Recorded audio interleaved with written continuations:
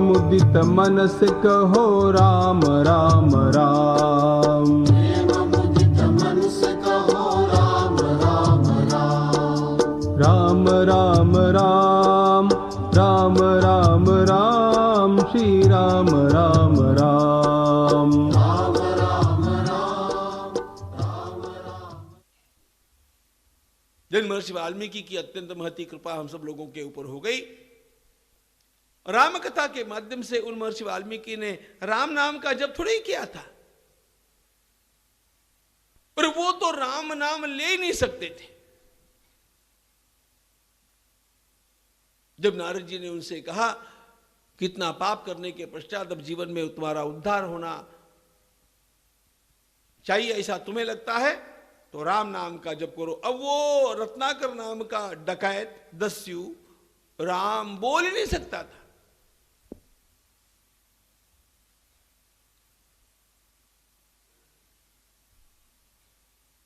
बाकी सब बोलना उसको आता, राम बोल नहीं सकता था, आता ही नहीं था।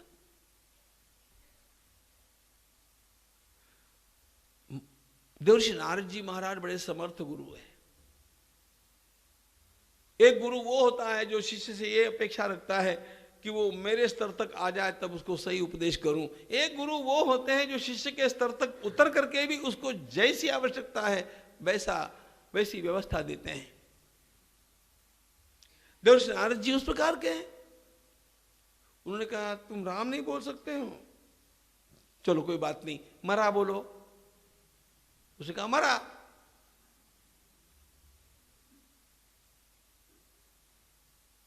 राम नहीं बोल सकता है लेकिन मरा बोल सकता है। उसने कहा दिन भर तो मैं यही बोलता हूं, मरा।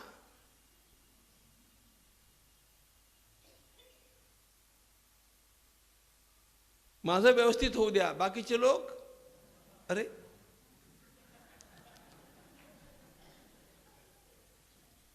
कैसा आ जाता है तुरंत मुख में अपनी मराठी भाषा। अब मेरे लिए एक समस्या है, देखो समझने में। यदि वो राम नहीं बोल सकता है तो समझ सकते हैं, लेकिन मरा कैसे बोल सकता है? म बोलने में और रा बोलने में अपने मुख का जो मैकेनिज्म होना चाहिए वो सब उसके पास है। वो अलग से म बोल सकता है, अलग से रा बोल सकता है, मरा को मिला करके बोल सकता है, फिर राम को ही क्यों नहीं बोल सकता?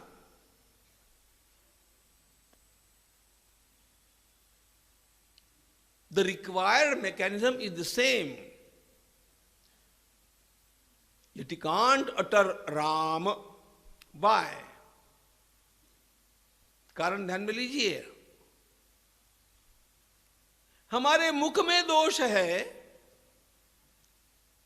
इसलिए वो राम नहीं बोल सकता था, ऐसी बात नहीं है। मुख में दोष होता तो वो मरा भी नहीं बोल सकता। मरा बोल सकता है लेकिन राम नहीं बोल सकता। क्यों नहीं बोल सकता? इसका कारण यह है कि जब वो राम बोलना चाहता है तो सारे के सारे उसके किए हुए पूर्व पाप जागृत होकर के उसका मुंह बंद कर देते हैं, दबा देते हैं। बोलो नको नहीं तो आमी मरू। उन पापों को पता है राम नाम का जप करने से पापों का दहन होता है, वे जल जाते हैं। और इसलिए ये सारे के सारे पाप उठ करके मुख बंद कर देते हैं।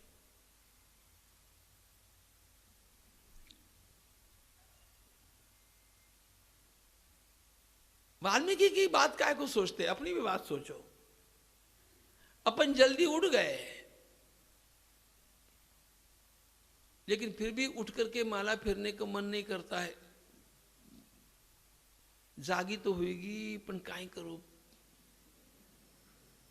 फिर ओढ़ करके पढ़ने को मन होता है ना, तो वो अपन नहीं करते, अपने पाप आकर खड़े हो जाते हैं।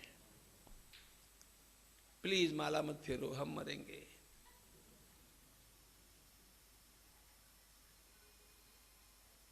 कुछ लोग ऐसे भी तो रहे होंगे जिन्होंने चाहा था कि अपन चित्रकूट जाएंगे, लेकिन आ नहीं पाए। असुविधा किसने की? वो पूर्व कर्म ही असुविधा निर्माण कर देते। मत जाओ, वहां जाएंगे तो पाप कटेंगे। पाप आने देते नहीं, पाप नाम लेने देते नहीं, पाप दान करने देते नहीं, पाप कथा सुनने देते नहीं।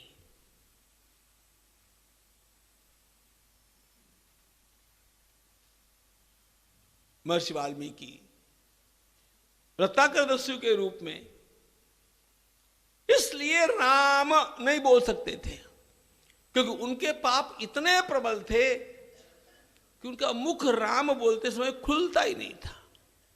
इसका एक अर्थ ध्यान में रखना, हम उनसे तो बहुत अच्छे हैं, हाँ, तब यहां पर आए और राम नाम गा सकते हैं।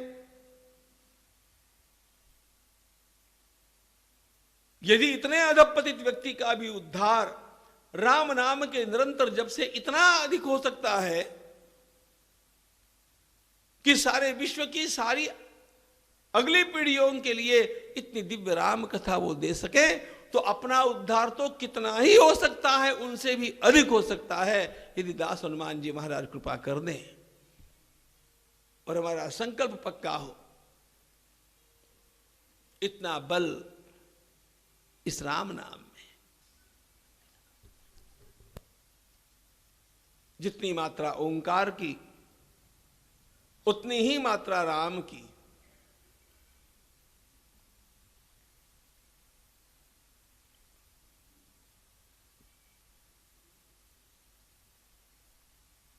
राम जी का नाम तो श्रेष्ठ है ही, भरत जी का नाम उनसे भी सरल है।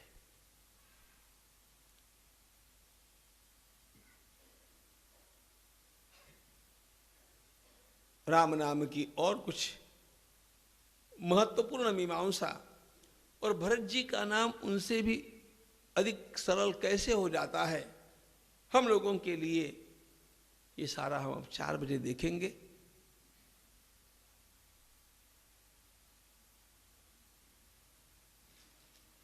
आरंभ करूंगा तो और समय लगेगा।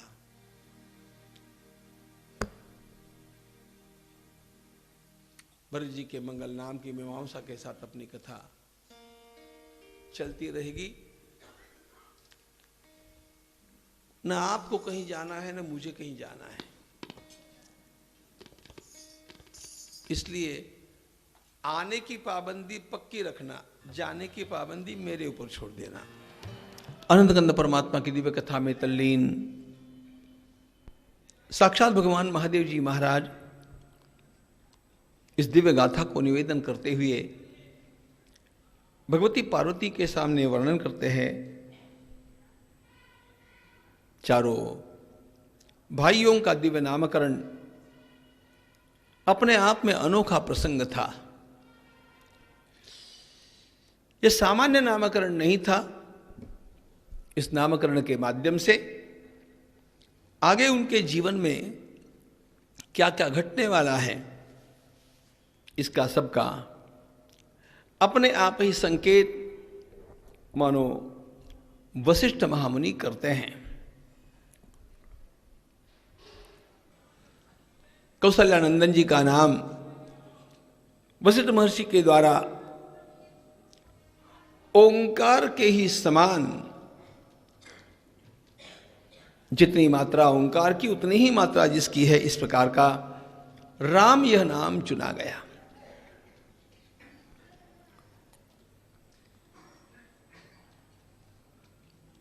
ओंकार परब्रह्म का प्रतीक है।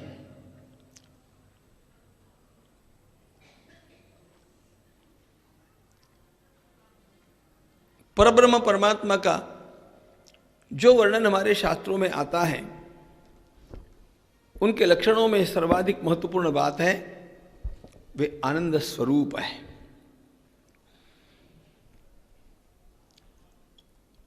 सच्चित और आनंद ये शब्द आप लोगों ने सुने ही होंगे।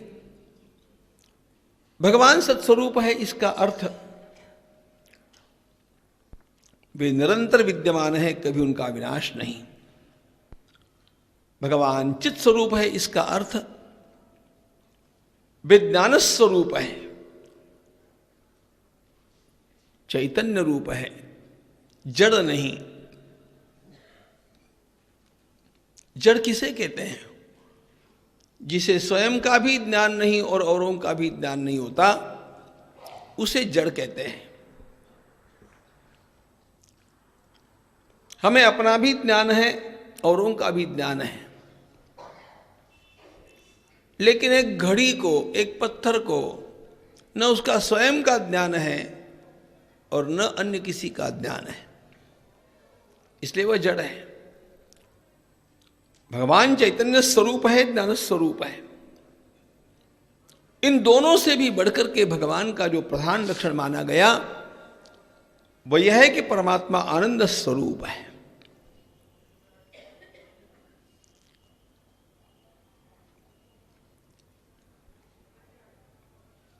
हम भी आनंद स्वरूप है, लेकिन भगवान आनंद के सिंधु है, हम आनंद के बिंदु हैं।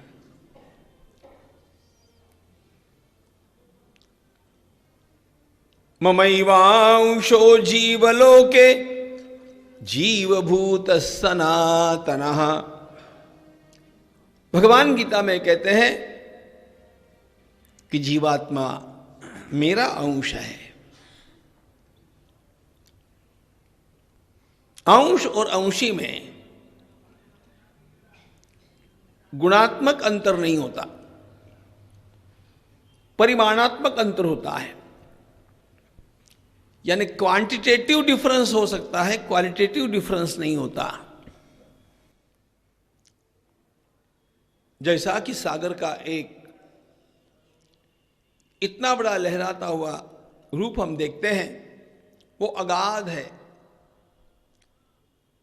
उसी में से एक कलश भर करके जल ले लिया तो सागर का जल तो अगाध है, ये थोड़ा सा है, ये अंतर है। लेकिन सागर के जल का जो स्वाद है वही स्वाद इस कलश के जल का है कि नहीं? दोनों का स्वाद समान है। दोनों की केमिकल प्रॉपर्टी देखने पर दोनों समान है। उसी प्रकार परमात्मा आनंद के सिंधु हैं, हम आनंद के बिंदु हैं। ये हुआ।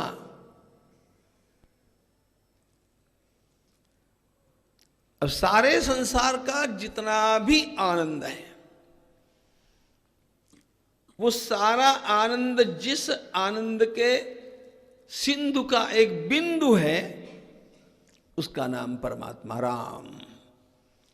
जो आनंद सिंधु सुख राशि सी करते त्रैलोक सुभासी, सो सुख धाम राम असनामा सकल लोकदायक विश्रामा।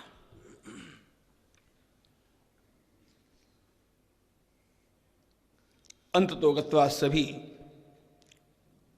उसी एक तत्व का साक्षात्कार करके विश्राम को प्राप्त होते हैं। तब तक कितना भी कर लो, मनुष्य के चित्त को विश्रांति प्राप्त होना संभव ही नहीं है जब तक वह भगवद अनुभूति नहीं कर लेता।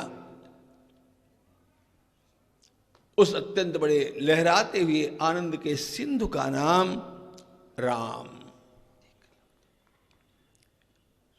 इसका यह अर्थ है कि श्री राम साक्षात परब्रह्म तत्व है। लेकिन फिर भी एक अंतर है, ओम भी ब्रह्म तत्व है, राम भी ब्रह्म तत्व है, फिर भी दोनों में अंतर है। अंतर कैसा है? दोनों के लक्षण समान होने पर भी दोनों का स्वाद थोड़ा भिन्न है। ओम निर्गुण का वाचक है, राम सगुण साकार का वाचक है। और इसका परिणाम यह है कि जो स्वाद राम नाम में आता है वो ओम में भी संभव नहीं है। तत्व दोनों का एक है।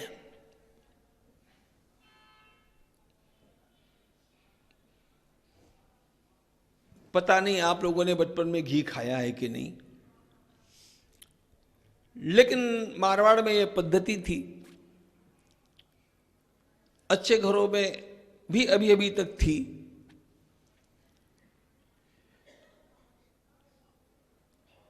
कि ठंड के दिनों में रोटी के साथ घी खाया जाता। प्रश्न मुझे एक पूछना है, मुझे घी से मतलब नहीं है। रोटी में लगा करके घी जब खाया जाता है केवल, तो वो पतला होने पर स्वादिष्ट लगता है कि जमा हुआ होने पर स्वादिष्ट लगता है? जमा हुआ घी जब खाते हैं रोटी के साथ लगा करके, तब उसका स्वाद अलग होता है। ओम और राम दोनों ब्रह्म तत्व होने पर भी ओंकार पतले घी जैसा है और राम जमे हुए घी जैसे होने के कारण, घनीभूत होने के कारण, उनके नाम रूप गुण लीला धाम, इनका जो स्वाद प्राप्त होता है वो ओम में नहीं है।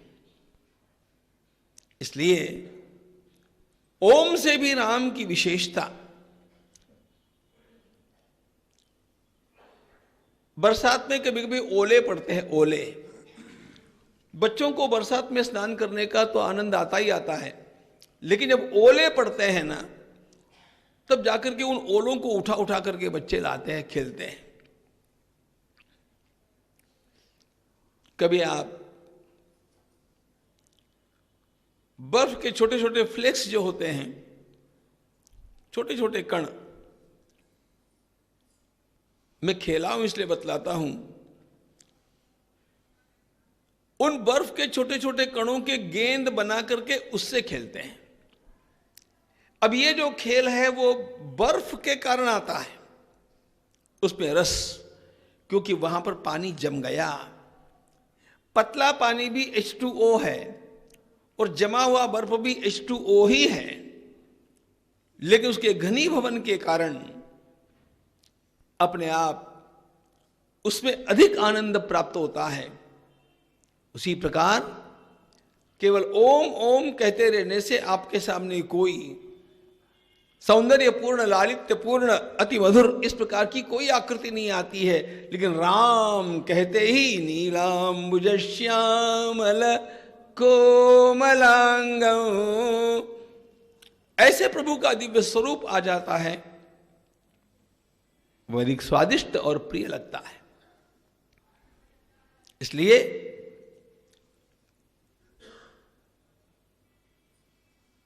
राम शब्द का उच्चारण करते ही पापों का विनाश, माधुर्य की प्राप्ति और सभी दुखों से मुक्ति, यह सब प्राप्त होता है। यही प्रभु ने अपनी लीला में सर्वदा किया है। भर्जनम भवबीजानाम अर्जनम सुख संपदाम तर्जनई यमदूतानाम राम रामेति गर्जनम। राम का ये प्रभाव, राम नाम का ये प्रभाव,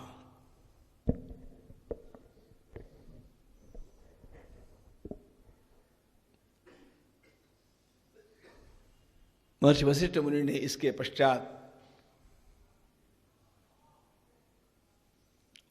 उनका परम विलक्षण नाम प्रकट किया। विश्वभरन पोषण कर जोई, ताकर नाम भरत हस होई। राम से राम जय जय राम, राम से राम जय जय राम। विश्वभरन पोषण कर जोई, ताकर नाम भरत हस होई। राम से राम जय जय राम, राम से राम जय जय राम। जाके सुमिरन तेरी पुनासा, नाम शत्रुघ्न वेद प्रकाशा राम सिया राम जय जय राम राम सिया राम जय जय राम लक्षण धाम राम प्रिया सकल जगत आधारा गुरु वशिष्ठ तेहि राखा लक्ष्मण नाम उदार राम सिया राम जय जय राम सिया राम जय जय राम विश्व भरण पोषण कर जोई साकर नाम भरत अस होई राम सिया राम जय जय राम सिया राम जय जय राम। जैसे ही वशिष्ठ मुनि ने सांवले श्यामल अत्यंत कोमल कैकेयी नंदन को अपने कर कमलों में लिया, उनके श्रीमुख से नाम का प्राकट्य हुआ, भरतलाल की जय। कैकेयी नंदन को उन्होंने भरत इस नाम से मंडित किया। राम शब्द का अर्थ जैसे हम लोगों ने देखा, वैसे भरत शब्द भी अन्वर्थक है। भरणात् भरतः, जो सभी का भरण पोषण करता है वह भरत। यहां पर भी बतलाते हैं, विश्व भरण पोषण कर जोई ताकर नाम भरत अस होई। जो सभी का भरण पोषण करते हैं, सभी का भरण पोषण करेंगे, वे भरत कहलाए। विचार करने की बात यह है, भरत जी ने कब किसका कैसे भरण पोषण किया? गरीबी हटाओ की भूमिका उनके द्वारा ली गई, अथवा भारत के हर परिवार के अकाउंट में 15 लाख रुपए मिलेंगे, ऐसी कोई घोषणा उनके द्वारा की गई, अथवा आपके नाम से कोई चेक आया या ड्राफ्ट आया, क्या आया? विश्व भरण पोषण कर रोई ताकर नाम भरत अस होई। इससे संकेत क्या है? ध्यान ये रखना चाहिए, हम जिस दायरे में चिंतन कर रहे हैं ये परमार्थ का है, ये भक्ति का विश्व है। और जहां तक भक्ति की बात है, एक बात तो पूरी तरह ध्यान में रखिएगा,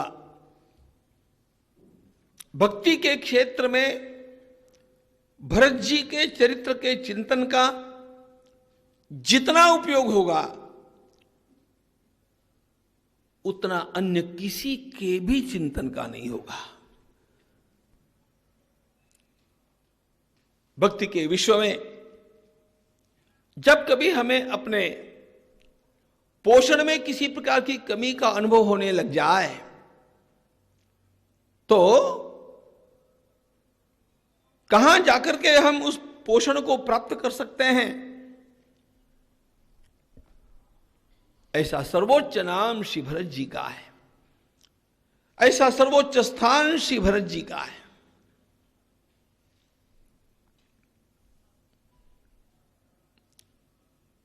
मैं जो शब्द बोलता हूं ये आप समझ जाएंगे। हम लोगों के स्वास्थ्य बिगड़ने में कभी कभी विटामिन डेफिशिएंसी कारण होती है। डॉक्टर के पास जाते हैं तो डॉक्टर जांच करके कहते हैं कि वैसे आपको कुछ नहीं हुआ है, लेकिन विटामिन डी की डेफिशिएंसी है, विटामिन ए की डेफिशिएंसी है, सी की डेफिशिएंसी है, या B12 की डेफिशिएंसी है। इसका अर्थ आपके पोषण में ये कुछ तत्व कम हैं। इन कुछ तत्वों के कम होने का कारण, इन कुछ तत्वों के कम होने का परिणाम आपका स्वास्थ्य ठीक नहीं रह रहा है। भक्ति करते समय यदि हमारी साधना में हमें कहीं कमजोरी अनुभव होती है, यदि ऐसे लगता है कि मैं इतने दिनों तक साधन कर रहा हूं, मैं इतने दिनों तक भक्ति कर रहा हूं, परमार्थ के मार्ग पर हूं, लेकिन मुझे कोई शांति अथवा कोई अनुभूति प्राप्त नहीं हो रही है, तो यह हमारा पारमार्थिक स्वास्थ्य अच्छा न होने का ही लक्षण है।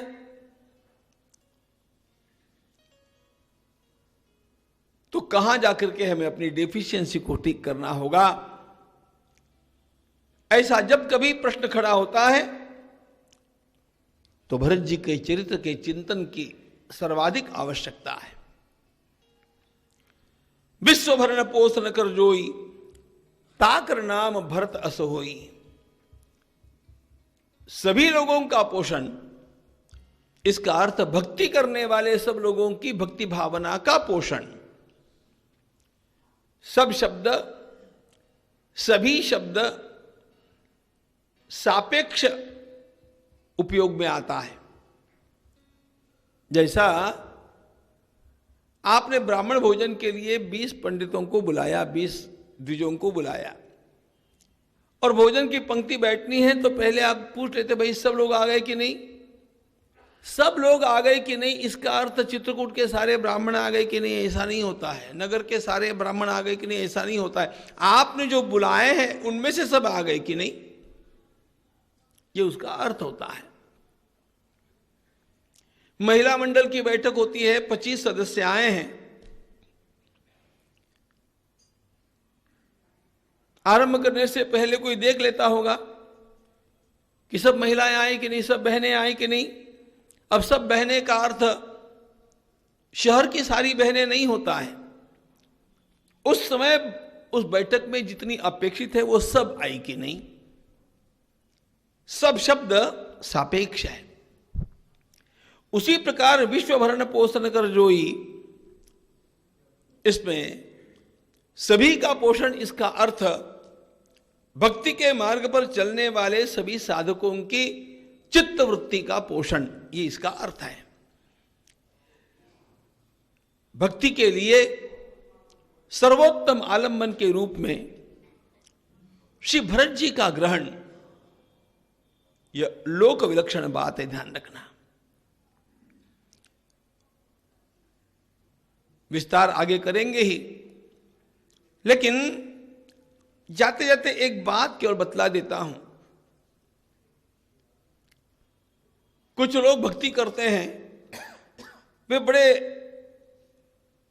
नियमों में आबद्ध रह करके, मुझे छूना नहीं, इसका खाना नहीं, उसको अड़ना नहीं, इतने बजे उठना, बिना स्नान किए ये नहीं करना, स्नान करने के बाद ये करना, सारे उनके कोड ऑफ कॉन्डक्ट होता है, आचार संहिता होती है। वो उसी मार्ग से भक्ति करते हैं। कुछ लोग ऐसे दीवाने होते हैं, वो कहते हैं अरे भगवान थोड़ी ज्ञान बोले, अरे भगवान थोड़ी बयान बोले, जैसे इसके सपने में आए थे, पता नहीं।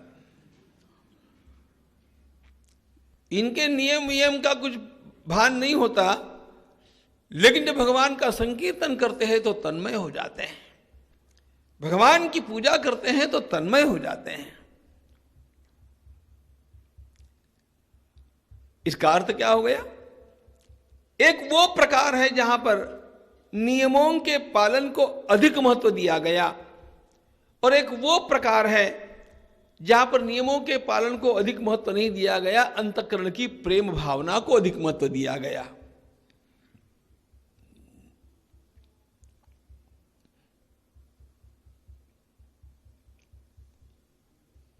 भक्ति पूर्ण तब होती है जब इसका भी ध्यान रखा जाए और उसका भी ध्यान रखा जाए। करी प्रेम निरंतर नेम लिए। प्रेम में बहने वाले भी ठीक है, नियमों में अपने को सीमित करके और संयम से रहने वाले भी, आत्मानुशासन में रहने वाले भी ठीक है, लेकिन केवल ये करने पर भी अधूरापन है और केवल वो करने पर भी अधूरापन है। पूर्णता तो तब आएगी जब दोनों मिल करके भक्ति सधेगी। और ये यदि आपको और कहीं पाना है तो उसकी पूर्णता का दर्शन केवल श्री भरत जी में हम लोगों को मिलता है। और इसीलिए आगे चलकर के विस्तार से हम देखने वाले हैं। चातक हंस सिराहियत टेक विवेक विभूति। सामान्यतया जिसको चातक की उपमा दी जाती है उसको हंस की उपमा नहीं दी जाती, और जिसको हंस की उपमा दी जाती है उसको चातक की उपमा नहीं दी जाती। चातक प्रेम का प्रतीक है और हंस विवेक का प्रतीक है। भरत जी के जीवन में, भरत जी के संपूर्ण साधन में हम कहीं पर भी एक भी नियम टूट गया ऐसा पाएंगे ही नहीं, और कहीं पर भी प्रेम में रंच मात्र कहीं कमी आई हो ऐसा भी पाएंगे नहीं। सामान्यतया क्या होता है, जो बहुत ज्यादा नियमनिष्ठ होते हैं ना, अनेक बार वे लूखे हो जाते हैं। मला शिव नको, मैं जवळ येऊ नको, वो मुझे ये नहीं चलता है, वो नहीं चलता है, वो इतने सारे नियमों में वो बंदी बन करके रह जाते हैं। मुझे उसमें आपत्ति नहीं, मैं उसकी आलोचना नहीं करता हूं, लेकिन ऐसा करते करते वे सामने वाले के प्रेम का विचार करने का अपना कर्तव्य भूल जाते हैं, या समय पर हमें अधिक विचार भक्ति की भावना का करना चाहिए, इन बातों को भूल जाते हैं।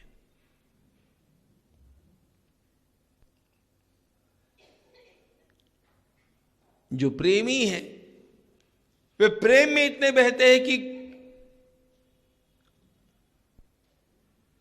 बाढ़ के समय नदी जब बहती है तो आसपास के पेड़ों का, मर्यादाओं का जैसे विचार ही नहीं करती है, वैसे इतने प्रेम में बह जाते हैं कि सामान्य नियमों का पालन भी भूल जाते हैं। दोनों आधे आधे। भरत जी का जीवन एक पूर्ण भक्ति का दर्शन है, और इसलिए जब कभी हमें अपनी पारमार्थिक उन्नति के बारे में आशंका निर्माण होने लगे, अनुभूति अथवा शांति की प्राप्ति नहीं होती हो,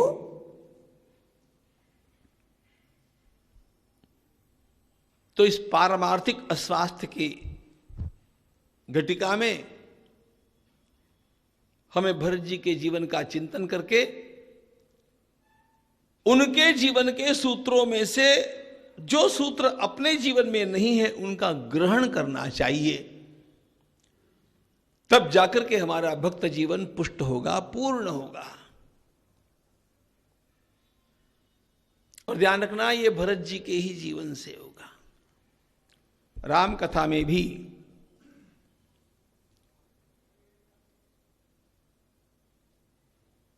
अन्य अनेक पात्रों के चिंतन पर भी भरत जी ही हमारे समीप के हैं ऐसा अवश्य लगना चाहिए। पहले नामों का विचार कर लेते, फिर वो देखते हैं। गोस्वामी जी महाराज के क्रम में तो इसके पश्चात शत्रुघ्न कुमार का नाम आया। लखनलाल जी का विचार पहले कर लेते हैं, यद्यपि वो यहां पर बाद में दिया गया।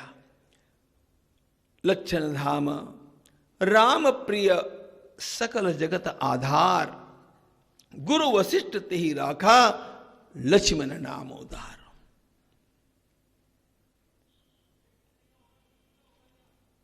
लक्ष्मीवान सही लक्ष्मण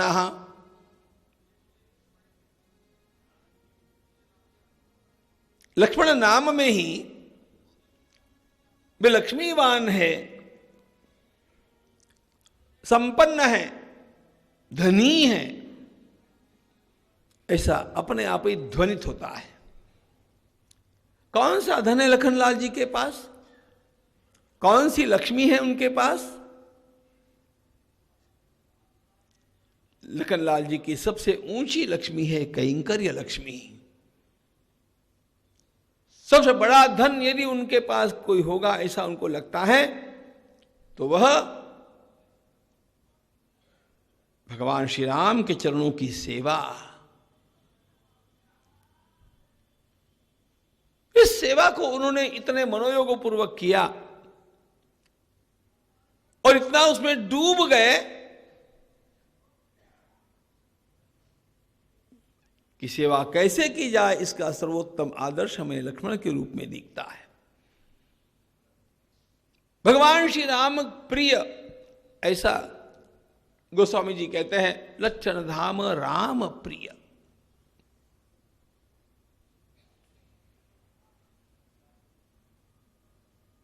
प्रातः काल में प्रसंग सहज मैंने एक वाक्य में आपको बतलाया था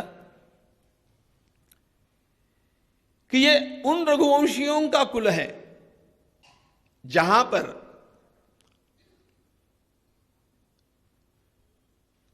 समीप के लोगों के लिए भी गलती करने पर क्षमा नहीं है। और इस प्रसंग में मैंने बोलते बोलते कह दिया था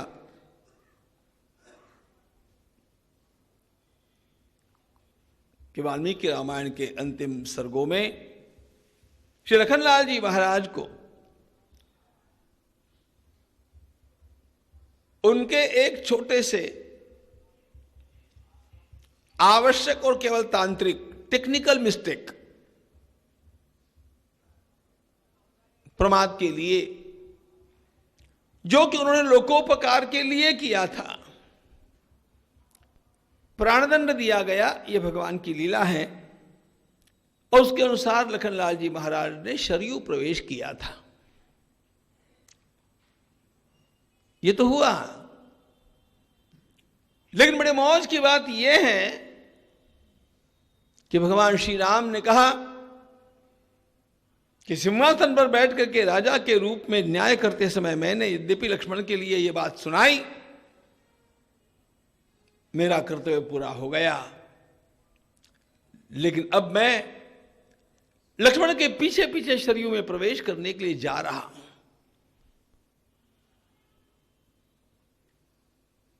संपूर्ण लीला में जहां जहां श्री राम है वहां वहां लखनलाल जी महाराज है। श्री राम के बिना मैं रह ही नहीं सकता, यह उनका सर्वदा कहना है। विश्वामित्र मुनि ने दोनों को नहीं बुलाया था वाल्मीकि रामायण के अनुसार।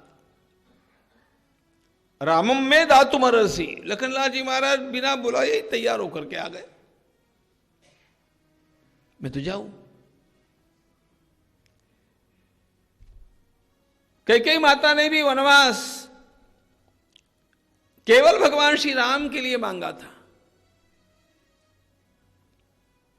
आवश्यकता नहीं थी 12 वर्ष जाने की।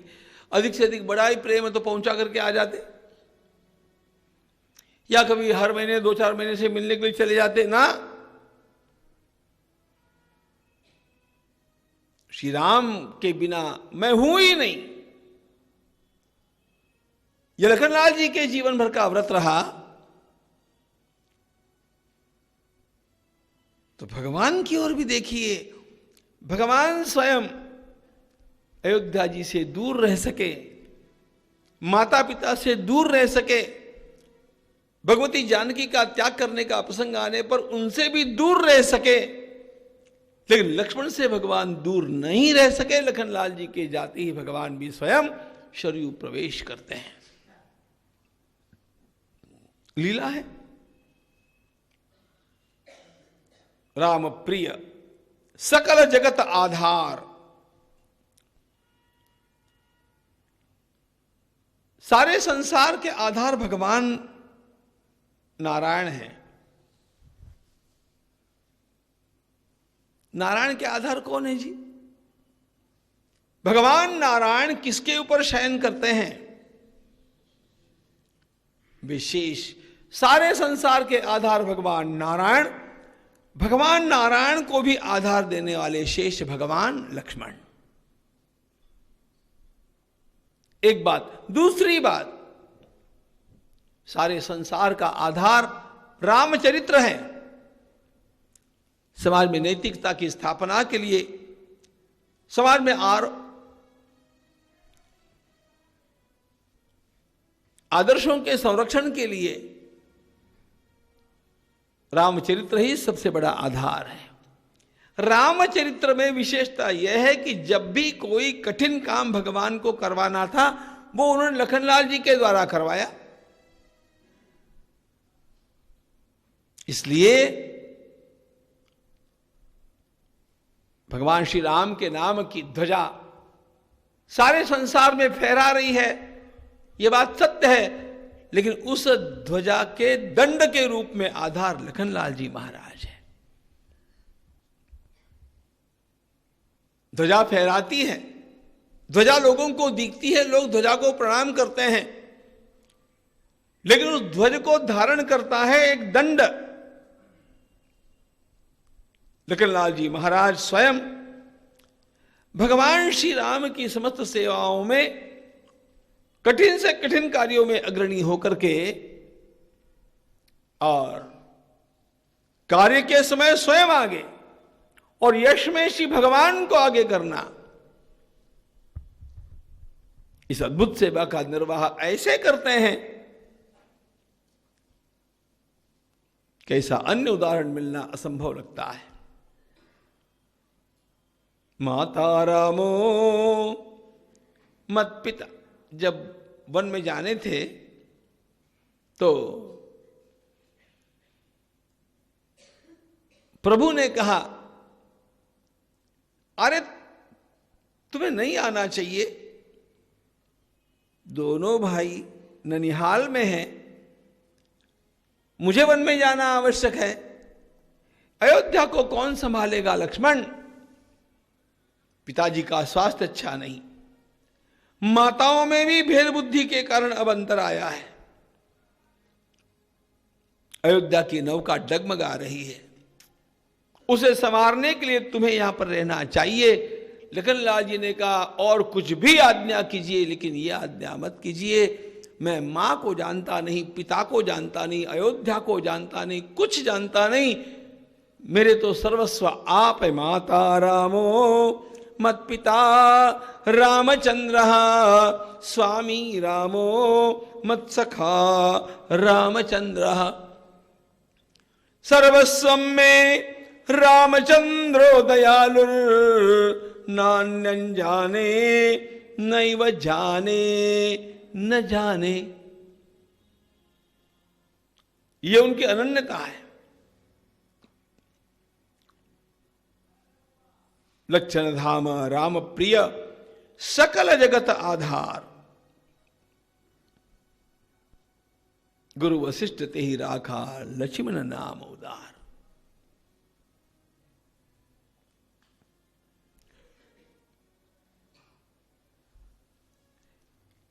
एक प्रश्न पूछता हूं आपसे अगली बात बतलाने से पहले।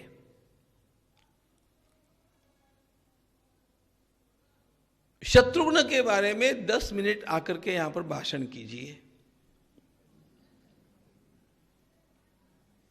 कोई तैयार है तो बोलो। शत्रुघ्न के बारे में, राम जी के बारे में बोल देंगे आप, लखनलाल जी के बारे में भी बोल देंगे, भरत जी के बारे में बोल देंगे। मैं शत्रुघ्न कुमार की बात पूछ रहा हूं।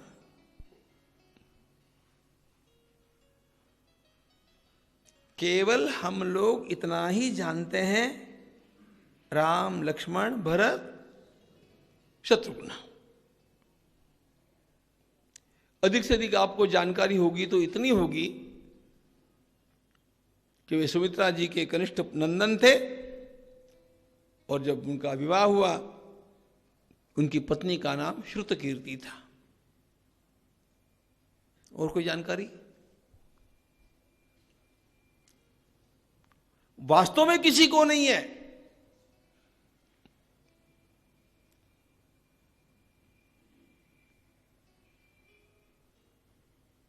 इसके कारण कदाचित आप लोगों को लगता होगा कि राम कथा में शत्रुघ्न जी का क्या रोल विशेष है। सच्ची बात यह है कि सर्वाधिक कार्य करने वाले यदि कोई है इस राम कथा में तो वे शत्रुघ्न कुमार है।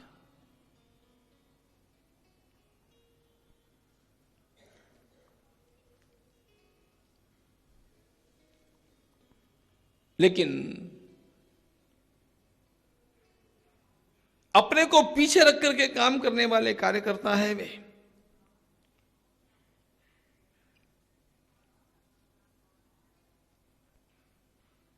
किसी भी कार्यक्रम के पश्चात जब उसके एल्बम बनते हैं और फोटो दिखाए जाते हैं तो एक बात ध्यान में आती है कि कुछ लोग केवल फोटो के लिए काम कर रहे थे और सच्चे कार्यकर्ता बेचारे कहीं तो भी रसोई घर में काम करते रहते हैं और कहीं काम करते रहते हैं। उनके फोटो नहीं दिखते हैं, लेकिन जिनके फोटो दिखते नहीं है वे ही सच्चे कार्यकर्ता होते हैं। ये तो कभी ध्यान में आना चाहिए।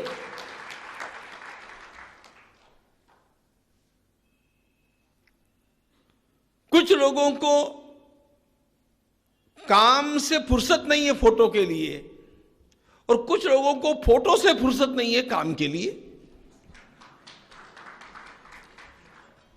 मैं नगर की बात नहीं कर रहा हूं, ऐसा है कि नहीं? शत्रुघ्न कुमार को फुर्सत नहीं है कि आगे आगे आकर के वे सब बातें करें। उल्लेख उनका कम दिखता है लेकिन काम उनका सबसे बड़ा है।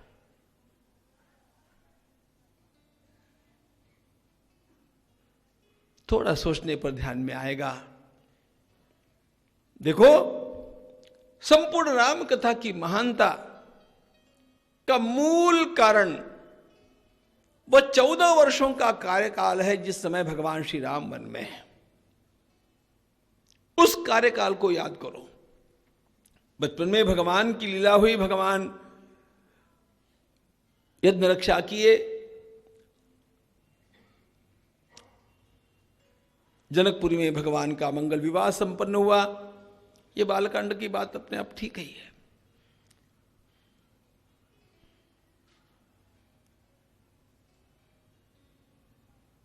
सर्वाधिक चमकीला भाग, सर्वाधिक तेजोमय विभाग ये भगवान के 14 वर्षों के वनवास काल का है। और इस काल में दोनों भाई वन में हैं। भरत जी कहां हैं? देखने वाले हैं हम, वो नंदीग्राम में। अब देखो, दोनों भाई वन में हैं, भरत जी नंदीग्राम में हैं। भगवान वन में जो वनवास के नियमों का पालन करते हैं उन सारे नियमों का पालन करते हुए श्री भरत जी नंदीग्राम में विराजे हैं। और 14 वर्षों के पश्चात जब भगवान पधारते हैं तब भरत जी ने स्वयं श्री भगवान के सामने जो अयोध्या की डेवलपमेंट का रिपोर्टिंग किया है, बिल्कुल वाल्मीकि रामायण के अनुसार अयोध्या के विकास का प्रमाण और अयोध्या का कोष 10 गुना अधिक बढ़े हैं। 10 गुना।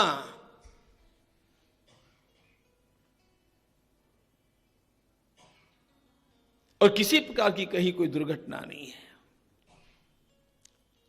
अब ये बताओ, ये सब कौन संभाल रहा था? ये सब संभालने वाले उस महान व्यक्तित्व का नाम शत्रुघ्न है।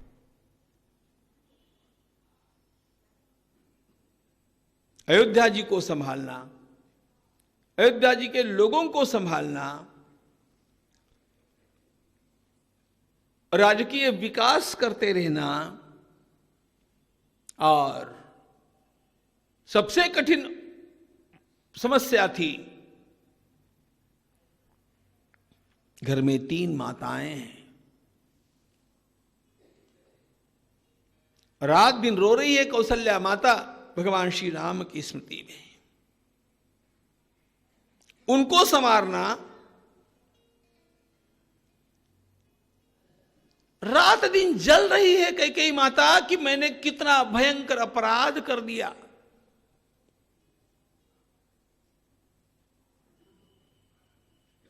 गलती तो गलती है, लेकिन उस गलती का परिणाम अब जो सारी अयोध्या भुगत रही है, कैकेयी माता उसके कारण जल रही है। सुमित्रा माता संभली हुई है, लेकिन वहां पर भी एक इतनी बड़ी त्रासदी है। रात दिन आंसू बहाती हुई लखनलाल जी की पत्नी उर्मिला भाभी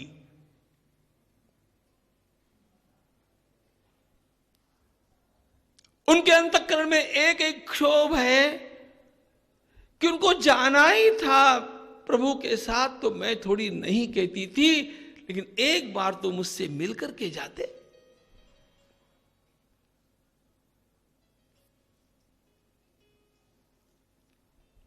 बिना मिले 14 वर्षों के लिए चले गए।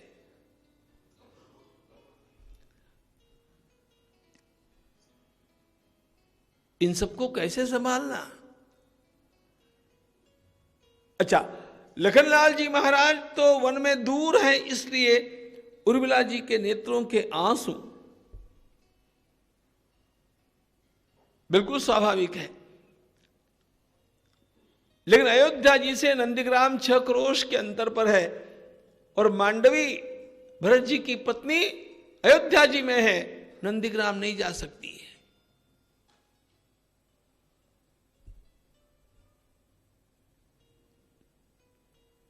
पूरे राज्य को संभालना, उसका विकास करना, घर की इन सारी महिलाओं को संभालना, और उसमें भी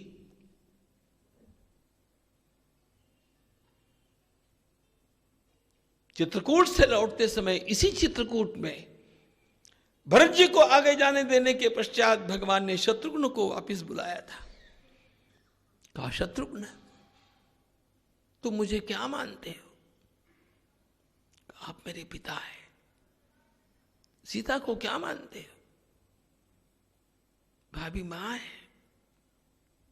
सुनो शत्रुघ्न,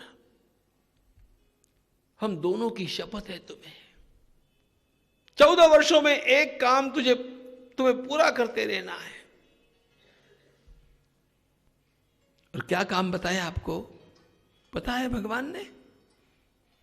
भगवान कहते, शत्रुघ्न सर्वथा रक्षकैकेयी मारोषं कुरुतां प्रति। यहां से जाने के पश्चात एक बार भी तुम अकेले नहीं, अयोध्या में कहीं पर भी कैकेयी माता की आलोचना का एक भी स्वर नहीं उठना चाहिए। कोई कैकेयी माता की आलोचना नहीं करे, ये तुम्हारी जिम्मेदारी है। गलती करने वाला अपनी गलती के कारण अंतःकरण में जलते रहता है,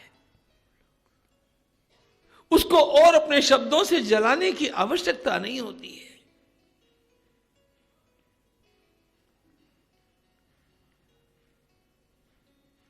विश्वास के साथ भगवान ने यह काम शत्रुघ्न को सौंपा। दोनों भाई वन में जटाजूट धारी है।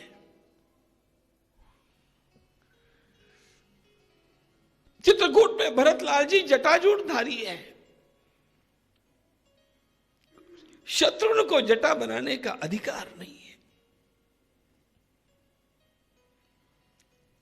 बलकल धारण करने को मना कर दिया गया। क्यों? तुम रात दिन अयोध्या में रहोगे, रात दिन तुम्हारे मस्तक की जटाएं देख करके और वल्कलों को देख करके न केवल राजभवन की माताओं को और महिलाओं को, बल्कि अयोध्या के सारे लोगों को भी निरंतर वनवास के प्रसंग की याद आती रहेगी और लोग दुख से बाहर निकलेंगे नहीं।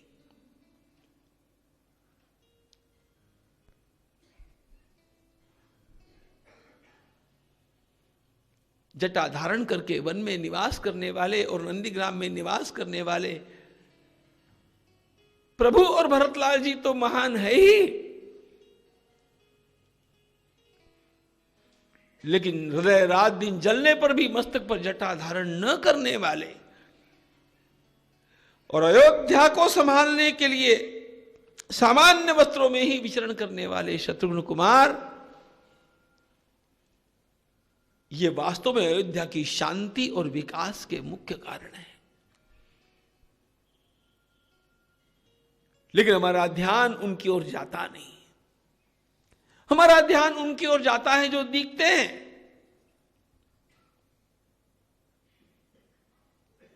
जो नहीं दिखते लेकिन जिनके कारण दिखने वाला दृश्य खड़ा है, उनकी ओर कौन ध्यान देगा। इसलिए मुझे आज प्रातःकाल में जो अच्छा लगा था वो इसलिए कि आपने उन दिवंगत लोगों को भी याद किया जो आज आपके साथ यहां पर शरीर में नहीं है। हम मंदिर देखते हैं, मंदिर का दर्शन करते हैं, मंदिर की प्रतिमा को, मूर्ति को, भगवान को प्रणाम करते हैं। उस मंदिर के पत्थरों को देखते हैं, कहां कैसे कैसे कारीगरी की गई है उसको भी देखते हैं, उत्तम स्तंभों को देखते हैं, आश्चर्य भी करते हैं, प्रशंसा भी करते हैं। लेकिन ध्यान में यह रखना चाहिए कि दिखने वाले इन पत्थरों के नीचे कुछ पत्थर ऐसे गड़े हुए हैं जो दिखते नहीं है, लेकिन उनके कारण यह मंदिर खड़ा है। असुआमी सुखाने पत्थर पाया तिल, मंदिर उभविणे हेच आमुचे शील। असु आम्ही सुखाने पत्थर पाया तिल।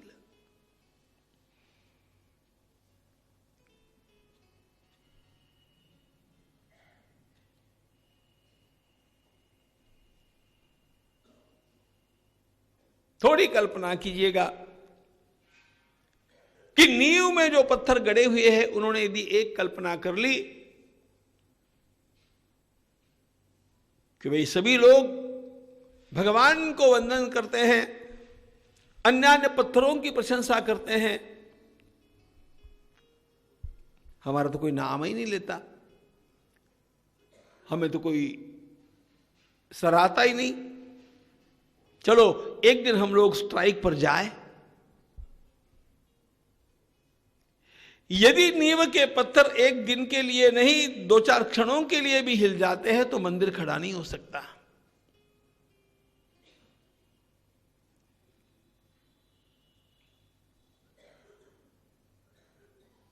अयोध्या की कीर्ति के महान भवन के नींव के गड़े हुए पत्थर शत्रुघ्न कुमार है, ध्यान रखना।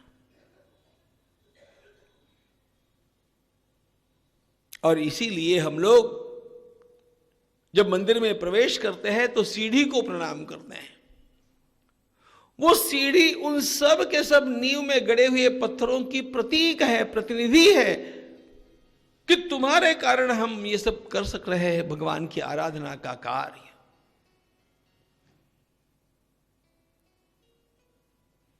सबसे कठिन होता है अहंकार का नाश। भक्ति में सबसे बड़ा शत्रु होता है अहंकार।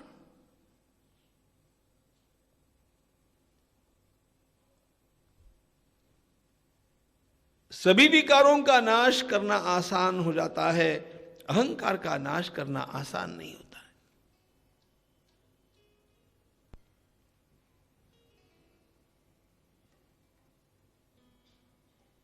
भगवत गीता के 18वें अध्याय में श्री भगवान इसीलिए सारे विकारों के सेनापति के रूप में अहंकार को याद करते हैं। अहंकारम बलम दर्पम कामम क्रोधम परिग्रहम विमुच्य निर्मम शांतो ब्रह्म भूयाय कल्पते।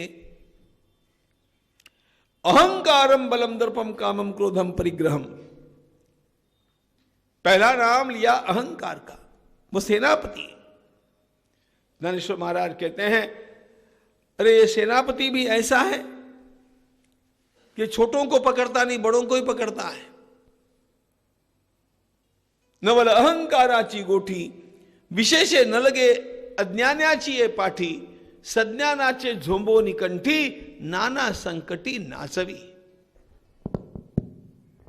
अपनी संपत्ति का अहंकार, अपनी विद्या का अहंकार, अपनी साधना का अहंकार, और ध्यान रखना भगवान को बाकी सब बातें चल जाती है, अहंकार नहीं चलता है।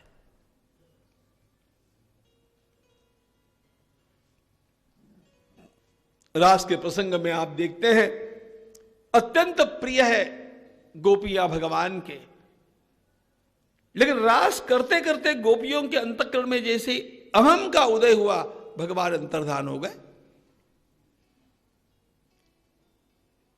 और तो और भगवती राधिका जी को लेकर के भगवान अंतर्धान हुए, लेकिन भगवती राधा जी के मन में भी मान का उदय हुआ और भगवान वहां से भी अंतर्धान हो गए, उनको भी छोड़ दिया।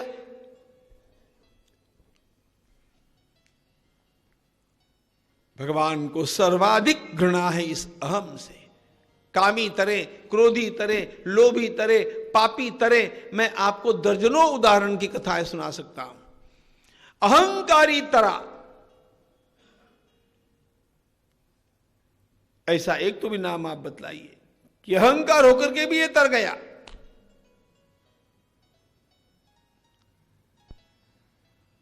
उस अहंकार का नाश करने के लिए शत्रुघ्न का जीवन सर्वाधिक उपयोगी है। जाके सुमिरन ते रिपुनासा, रिपुनासा का अर्थ है अहंकार शत्रु का नाश।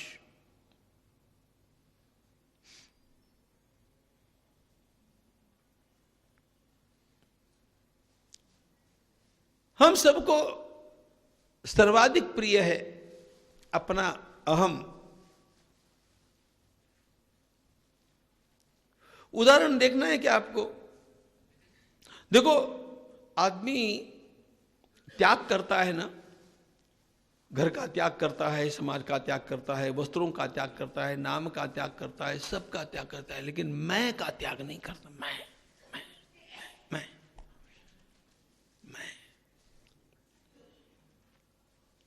ये मैं इतना हमारा गला पकड़ करके बैठा हुआ है।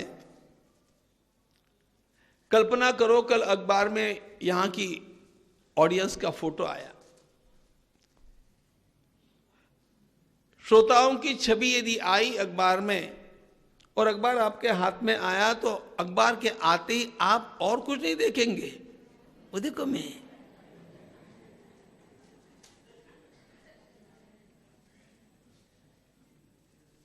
इत्तो सुमुंडो,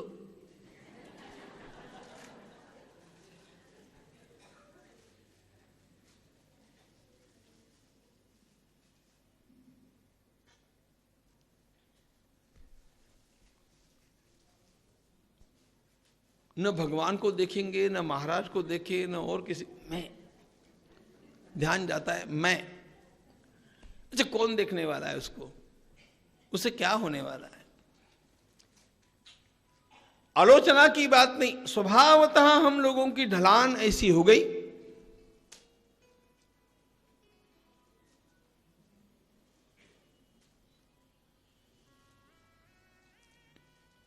जाके सुमिरन ते रिपुनासा, जिसका स्मरण करते ही रिपु का नाश होता है, शत्रु मरता है। शत्रु का अर्थ समरांगण के शत्रु की बात यहां पर नहीं है, भक्ति में शत्रु है अहंकार। जब कभी अपने मन में अहम का उदय होने लग जाए ना, शत्रुघ्न को याद करना। इतना काम करके भी इस बंदे ने कहीं पर अपना नाम नहीं आने दिया।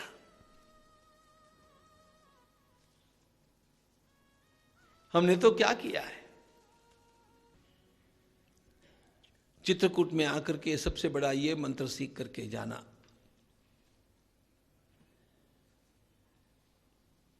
ये भरत जी के श्रीमुख से निकला हुआ भक्ति का महामंत्र है।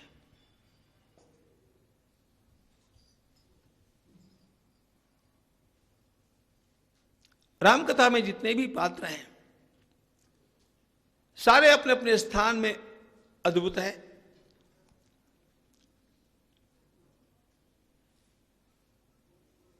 हम श्री हनुमान जी महाराज को भूल कैसे सकते हैं? भक्ताग्रगण्य हैं वे।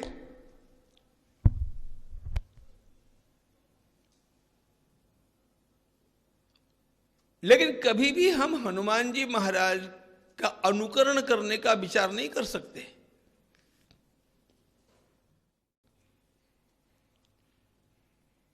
He is beyond, above everything, cannot be imitated. जन्म से ही उनका बल, उनका ज्ञान, उनका पराक्रम, उनकी वो विलक्षण छलांग, ये सब हम सुन सकते हैं, उनकी भक्ति कर सकते हैं। हनुमान जी जैसा बनने का प्रयास नहीं कर सकते।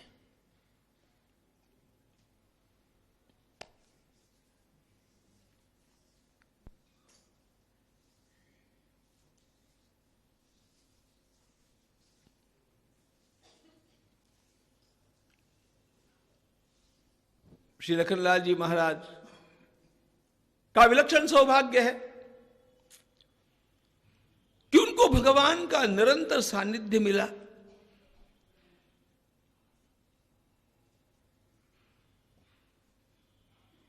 यह सौभाग्य हमारे कहां? इसलिए लखनलाल जी का भी हम अनुसरण करने जितने, वैसा विचार करने जितने भी भाग्यवान नहीं।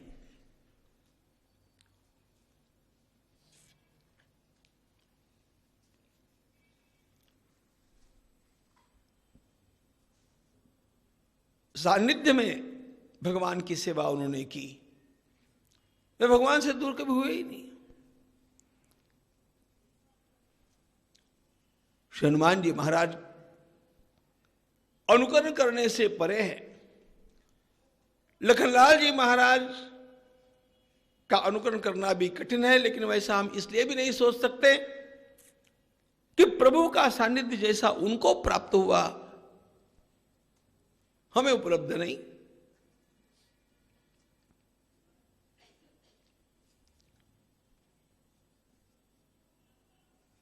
ऐसी स्थिति में जीव की उन्नति के लिए सर्वाधिक उपयोगी चरित्र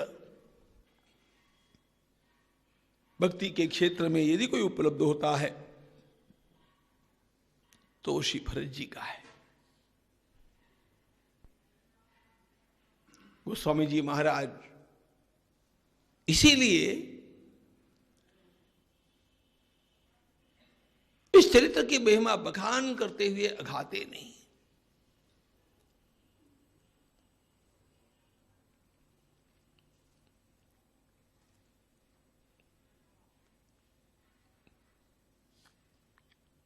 बड़ी विचित्र बात यह है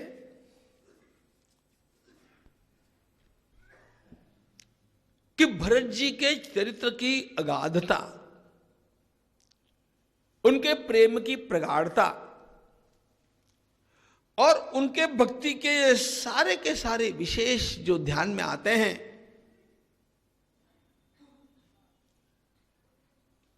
ये अयोध्या कांड में आते हैं।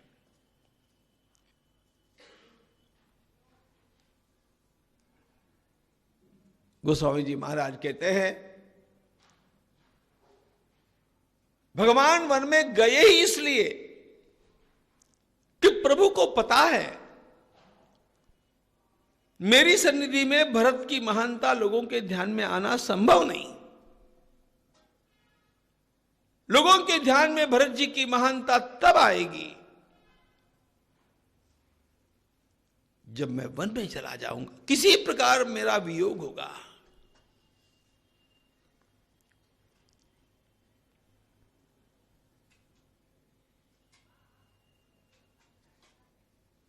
प्रभु का यह वियोग वास्तव में श्री भरत जी के अंतःकरण को इस प्रकार खोल खोल करके हमारे सामने रखता है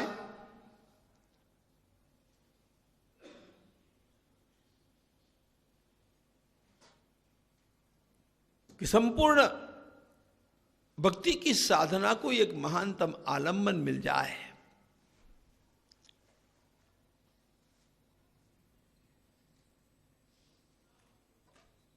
इसीलिए संतों को अयोध्या कांड अत्यंत प्रिय है।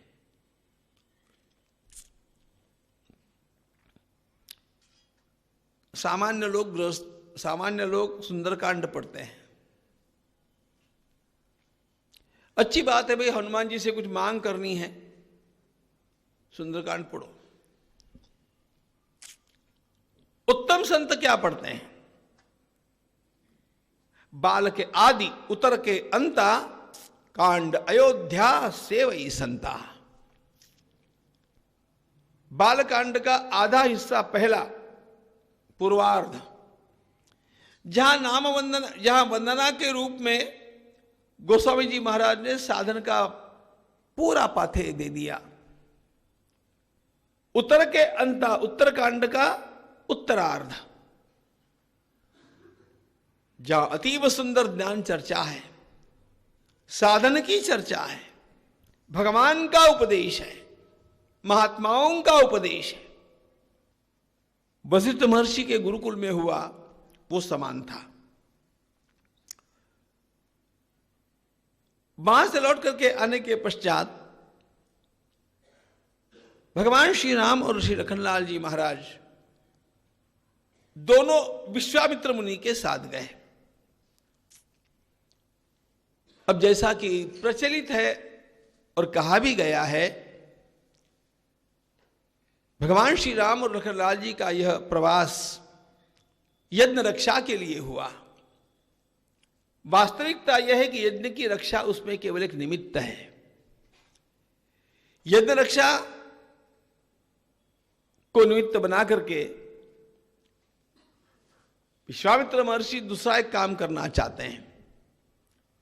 अब ये सारी बातें मैं आपको विशेष विस्तार से कहता रहूंगा तो भरत जी का चरित्र संकोचित हो जाएगा, इसलिए उनको टालता हूं। लेकिन आप श्री राम कथामृतम में पढ़ सकते हैं सारा। मूल बात क्या है? मूल यज्ञ की रक्षा ही करनी थी, तो दशरथ जी के द्वारा जो विकल्प दिए गए थे वे विश्वामित्र जी को नकारने का कारण नहीं था। यज्ञ के रक्षा की बात सुनने के पश्चात और उसके लिए मैं भगवान श्री राम को चाहता हूं, यह सब सुनने के पश्चात दशरथ जी तो नकारे देने पर तुले हुए थे। यज्ञ की रक्षा के लिए उन्होंने इनकार नहीं किया। उनका कहना यह था यज्ञ की रक्षा ही करनी है ना, ये 16 वर्ष का छोटा सा राम क्या करेगा? 19 वर्षों में रामो राजीव लोचना। महाराज दशरथ जी के मुख के ये वाक्य है। अजी वो अभी 16 वर्ष का भी नहीं है ना, इतना कोमल है, उसे ले जाकर के आप उन राक्षसों के सामने कैसे खड़े करेंगे? अगदी आपल्या मराठी भाषेत बोलायचं झालं ना, ओठ पिळला तर दूध निघेल, एवढा कोवळा माझं बाळ, उसे कहां भेज रहे हैं आप? यज्ञ की रक्षा करनी है, मैं चलता हूं।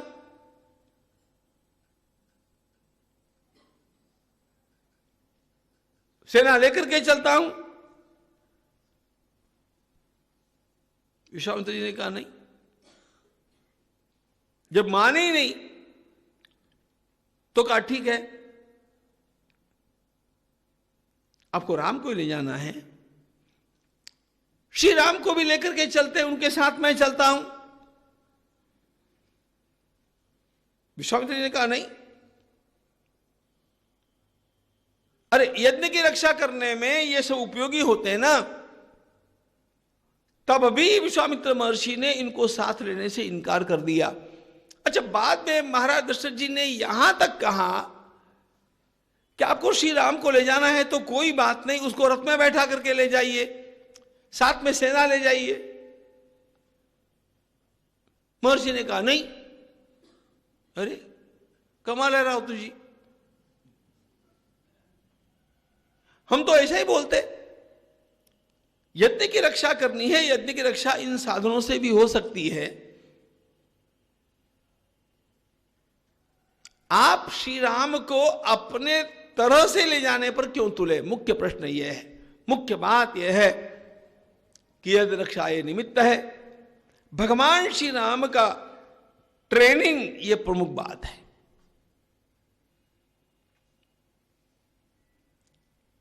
देश के भावी राजा को सादगी का जीवन कैसा जीना चाहिए ये पता होना चाहिए, सामान्य लोगों की स्थिति के साथ उसका परिचय होना चाहिए,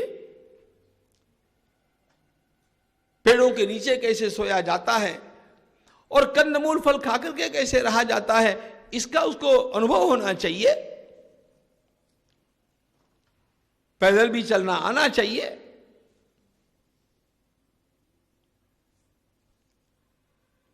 हेलीकॉप्टर में बैठ करके लोगों को देख करके लोगों का पता नहीं चलता है। वो लोगों के साथ बातचीत करने पर, उनमें घुलने मिलने पर पता चलता है।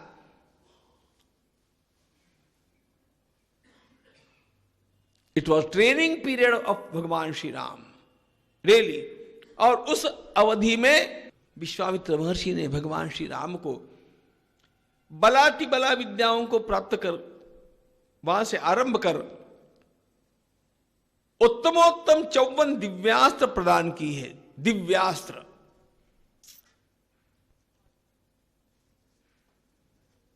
पूर्वजों की कथाएं सुनाई, मन का भी संस्करण किया, तन का भी किया।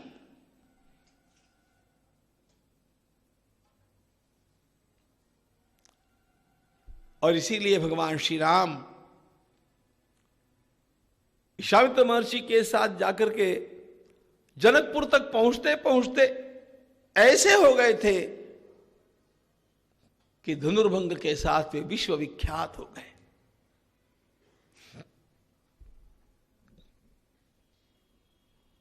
उसका विस्तार मुझे नहीं करना है, लेकिन मुख्य बात यह है कि विश्वामित्र महर्षि के साथ भगवान श्री राम को प्रशिक्षण मिला, संस्कार मिले। आपकी भाषा में बोलना हो तो हायर एजुकेशन मिला। ऐसे शब्दों से आप समझ जाते हैं। वशिष्ठ महर्षि के आश्रम में चारों भाइयों को समान शिक्षा मिली। विश्वामित्र जी के यहां पर हायर एजुकेशन मिला। वह केवल भगवान श्री राम और लखनलाल जी को मिला। भरत और शत्रुघ्न उससे वंचित रह गए। इसलिए अब युधाजित के कहने पर श्री भरत और शत्रुघ्न दोनों को अश्वपति के पास भेज दिया गया। अश्वपति भरत जी के नाना जी, कैकेय देश के राजा, उत्तम मंजे हुए राजनीतिज्ञ थे। इनका हायर एजुकेशन यहां हो गया, उनका वहां पर हो जाए, इस दृष्टिकोण से भेज दिया गया।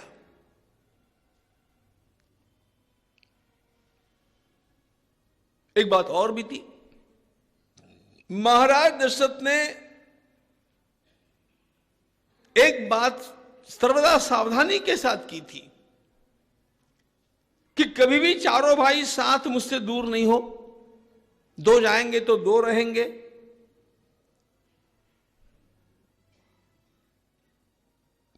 उनको याद था वो श्रवण के माता पिता के द्वारा दिया गया शाप, यह उनके अंतःकरण की भीति थी। इसलिए अब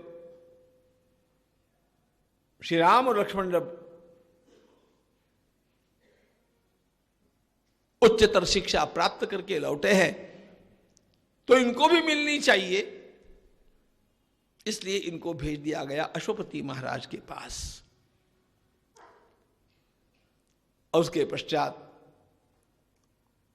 जब युवराज पद पर भगवान के अभिषेक की बात हुई तो भगवती कैकेयी माता ने मंथरा की सीख में आकर के कैसे इस सारी बात को पलट दिया, यह राम कथा का विषय है जिसे अभी हमें देखने की आवश्यकता नहीं है। बतलाना केवल इतना है कि भरत जी के चरित्र का वास्तव में आरंभ होता है इस प्रसंग से। भगवान वन में चले गए,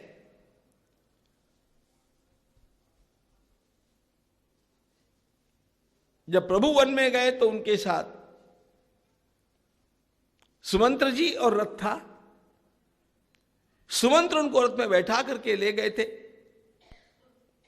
और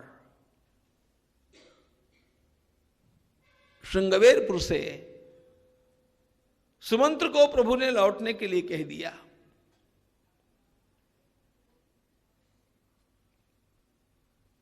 श्रृंगवेरपुर से श्री भगवान लखनलाल जी और भगवती जानकी को लेकर के चित्रकूट के लिए प्रस्थान कर दिए। उनके साथ केवल निषादराज गुह है और निषादराज गुह ने भी यह बात यह कहकर के भगवान से मनवाई कि ठाकुर आप यहां से चल रहे हैं, मैं आपके लिए उपसर्ग नहीं बनूंगा, लेकिन जहां कहीं आप एक स्थायी निवास करना चाहेंगे वहां पर आपके लिए कुटिया का निर्माण करके मैं लौट आऊंगा।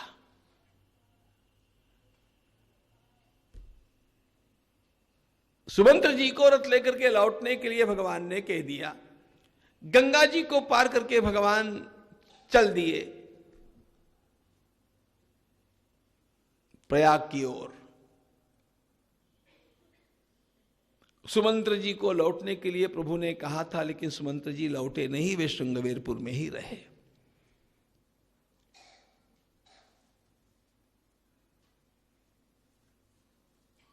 पैदल चलते हुए श्री भगवान प्रयाग के मार्ग से चित्रकूट आकर के पहुंचते हैं और चित्रकूट के पवित्र स्थान में प्रभु के लिए कुटिया बनाने की सेवा करने के उपरांत यहां से निषादराज गुह लौट जाते हैं। लौटने के पश्चात उन्होंने स्वयं सुमंत्र जी को सारी बात बताई। सुमंत्र जी इसलिए लौटे नहीं थे,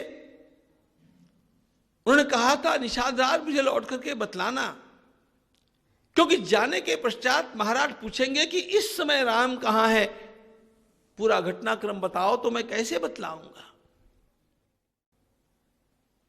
सारे घटनाक्रम को जान करके निषादराज से जान करके सुमंत्र वहां से चल देते हैं।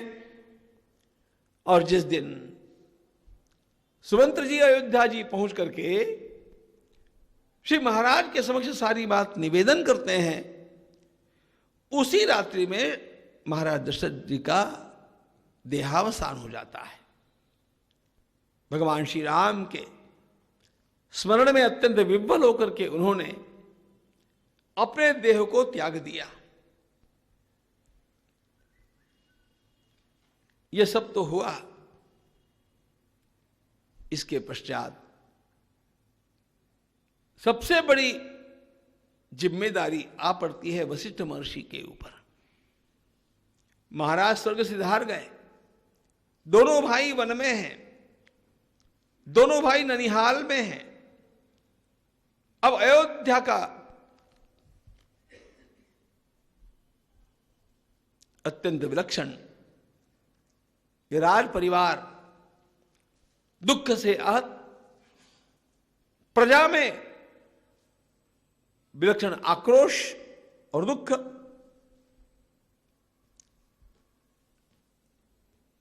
ऐसी स्थिति में कौन संभालेगा अयोध्या को? महर्षि वशिष्ठ मुनि के हाथों में ये बागडोर आती है।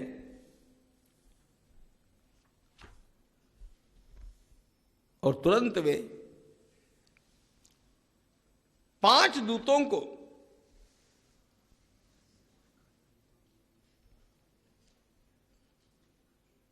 भरत जी को लिवा लाने के लिए भेजते हैं। महाराज का अंतिम संस्कार भरत जी के लौटने तक नहीं हो सकता, यह तो तय था। तब तक यह कलेवर सुरक्षित रहे, इसलिए उसको तेल की नाव में रख दिया गया।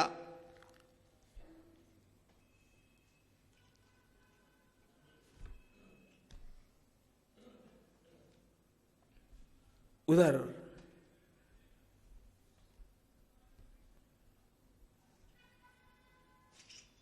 ये 5 अत्यंत वेगवान दूत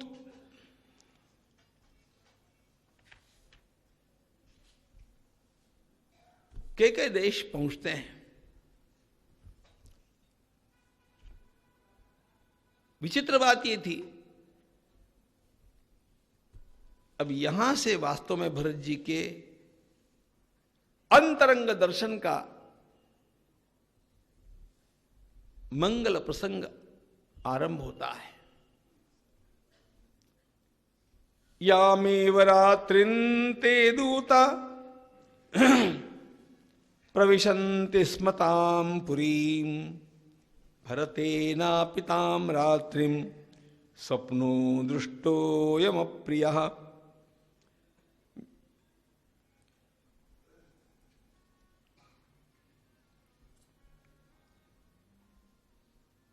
के देश दूत पहुंचे हैं, पहुंचने वाले हैं कल।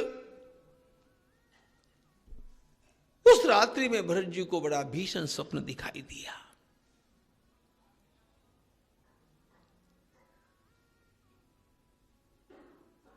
प्रातःकाल भरत जी ने अपने नाना जी के प्रणाम करते हुए कहा, नाना जी मुझे बहुत बुरे सपने आज दिखाई दिए। नाना जी कुछ तो भी बुरा होने वाला है।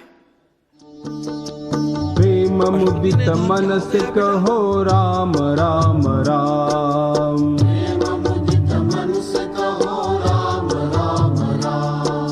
राम राम राम राम राम राम श्री राम राम।